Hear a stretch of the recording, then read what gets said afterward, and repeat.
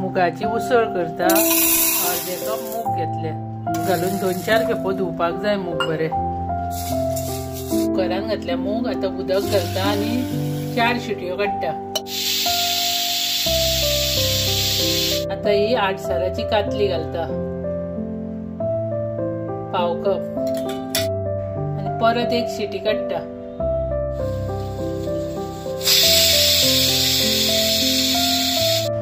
अर्दे कप मातशे कमी गोड घालता,